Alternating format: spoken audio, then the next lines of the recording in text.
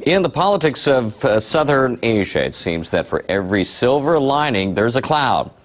When U.S. forces killed Osama bin Laden last year, one consequence was a further strain in U.S.-Pakistan relations. The raid into its territory inflamed Pakistan's resentment.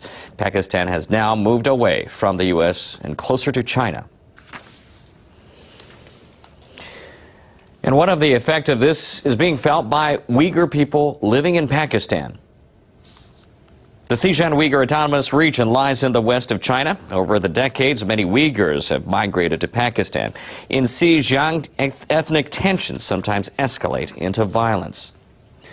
But even across the border in Pakistan, the Uyghurs no longer feel secure. Many of them believe that Pakistan's closer ties with China have led to them being harassed there as well. NHK World's Hideki Yui reports from Islamabad.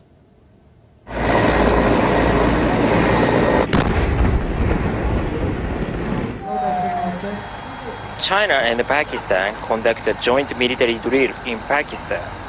One exercise involved attacking a supposed terrorist organization hiding in the mountains.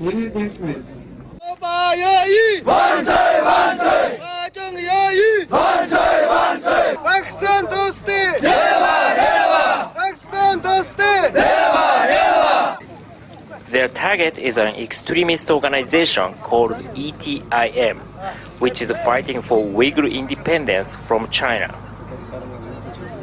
Those elements of ETIM who are operating in the border areas of Pakistan and Afghanistan. Many of Pakistan's Uyghurs live in a community outside the capital, Islamabad. Umar Khan runs a jewelry shop. He thinks Chinese authorities are watching them with the Pakistani government. 4 years ago, Khan set up an NGO to teach children Uyghur culture and language. But after they began speaking to the media about the differences between Uyghur and Chinese culture, they started receiving threats. I received death threats.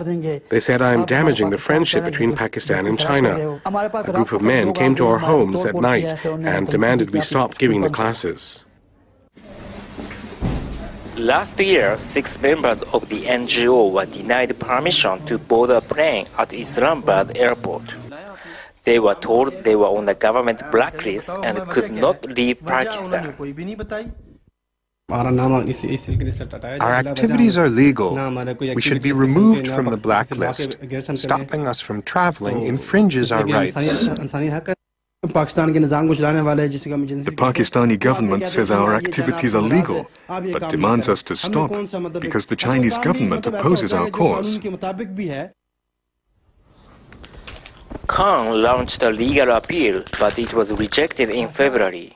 The court said state security authorities concluded they were involved in anti-state activities and likely to flee to the United States in near future. NHK asked Pakistan's Interior Ministry about the ruling, but the ministry declined to comment. It's a great disappointment.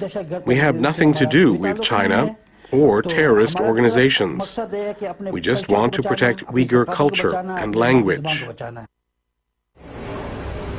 Few people would deny that it's good when countries get on with their neighbors.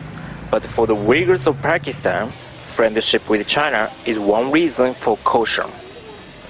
Hideki Yui, NHK World, Islamabad. Hideki Yui joins us from Islamabad. Hideki, how strong are Pakistan-China relations today? Right. Pakistan's military dominates the country's politics. The military has been strengthening ties with China as a source for weapons. In fact, China has become Pakistan's #1 supplier in recent years. The two countries' growing ties extend to the energy sector. China is expected to build new nuclear power plants in Pakistan. Last year, a Pakistani cabinet member made remarks suggesting the country's tilt toward China. He said, China's enemy is Pakistan's enemy. Uyghurs in Pakistan viewed this with a sense of unease. Going forward, do you think Pakistan will deepen ties with China even further? I basically think so.